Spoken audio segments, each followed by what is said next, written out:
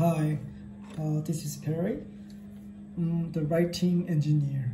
From today, I'm going to tell you a practical know-how of successful expatriating.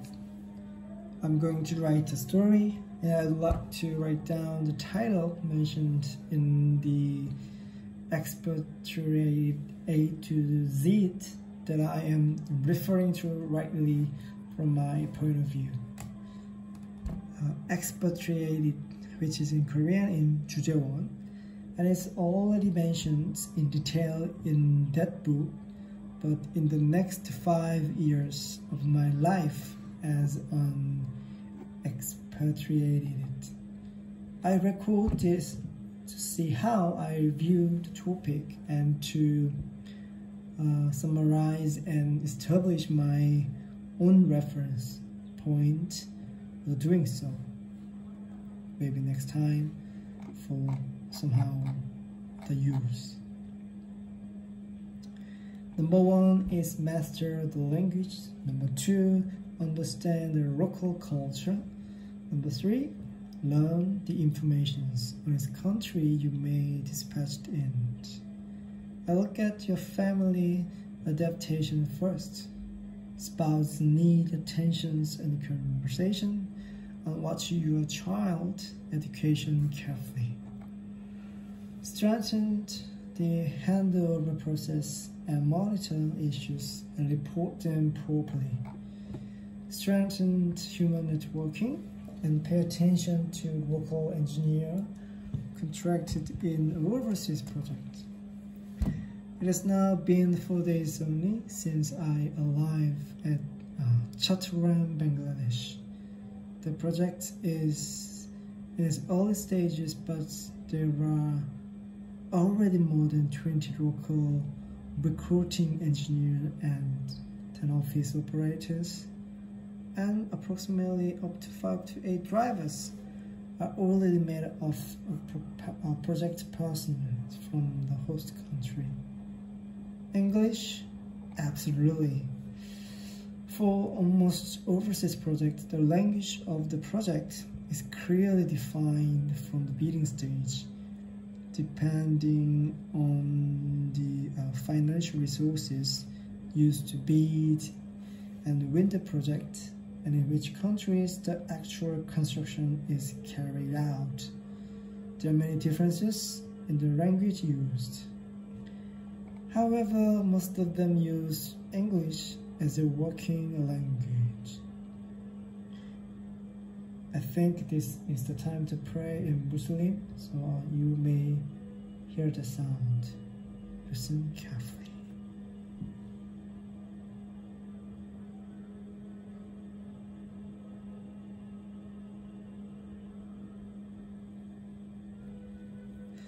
Anyhow, this is because most overseas project structures with multinational personnel such as the client supervision groups and PMC, which is project management consultant and original subcontractor. It is common to use the intermediate language of English to cover all the project issues. Of course, internal consultations between Korean or matters that needs to be reported quickly to the head office, and when some structural work is outsourced to a Korean company. By communicating faster, you can make fast internal decisions. However, domestic companies have relatively high unit costs and many other cases to consider. So appropriately, you need to contact with the local company or a third country company to do the work.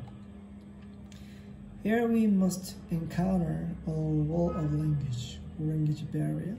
In fact, personally think that there are 2 types of engineer I may describe. Number 1, Korean engineer with lots of experience in the process but are burdened with language. Number 2, Korean engineers who lack of experience in the process but have kind of confidence in the language.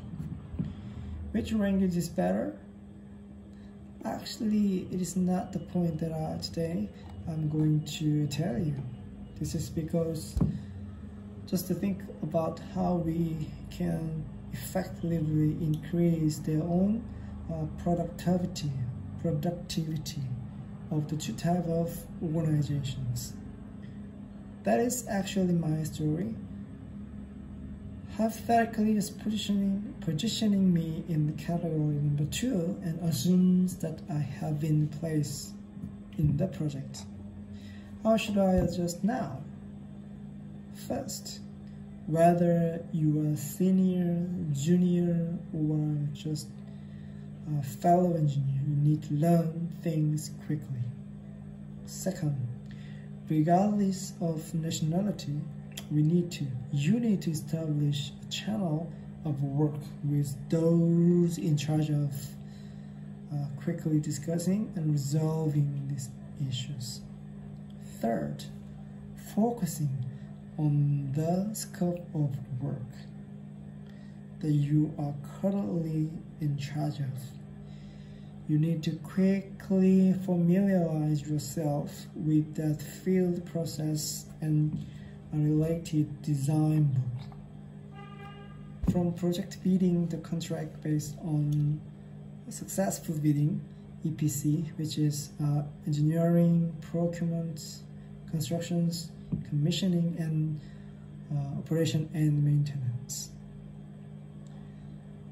Document, contract, letter, correspondence, etc. are all unified in English. In fact, this medium or the subject stakeholder who negotiate and decide will communicate in English. I feel against even Korean engineers who working in big company generally have their very good English speaker. I think it can be said that it is possible to communicate freely. If not, engineer may hire a local university student who is able to teach them how to speak English, or native speaker as a tutor. Honestly, depending on the cost of life and or employment in the country, expatriate may receive the private lesson at a sort of the lower prices than in Korea. Of course, it is something that must be accompanied by the will of individual. Now, at this point, I can't stress enough how important English is. In fact, within the idea of mastering the language. Personally, I recommend that you also familiarize yourself with the language of a host country as much as possible. Just as the last sauce is called sesame sauce, sesame oil is added to make a very delicious bibimbap. If you have mastered English, the project language, and can speak the local language enough to be able to communicate and instruct check with local engineer, even it is later short. I wonder if we can expect more perfect expatriate work performance.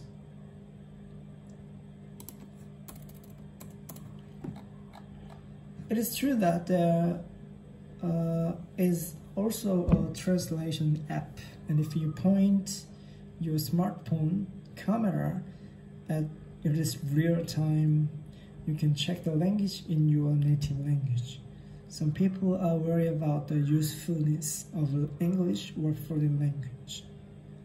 However, due to the nature of construction, manufacturing projects, the life cycle of design, purchase, procurement, fabrications, commissioning and O&M, which is in operation and maintenance.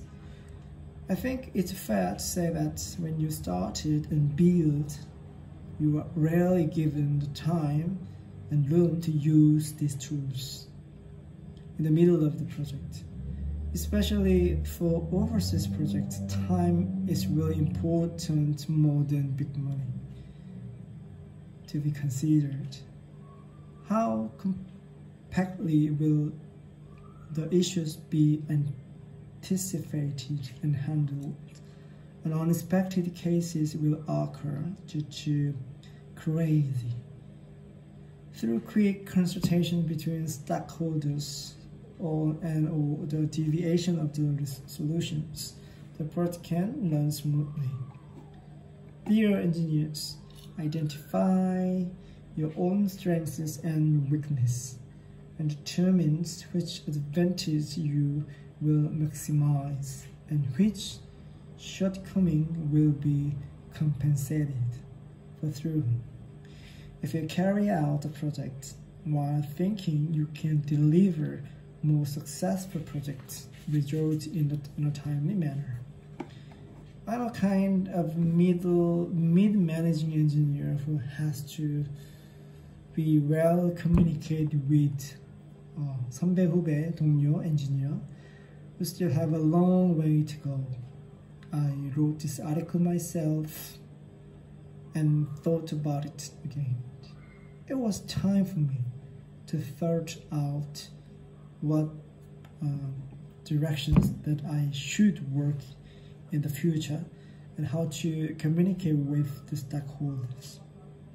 It is somewhat not easy to tell you, but I'm currently writing and recording as a way to organize my personal thought.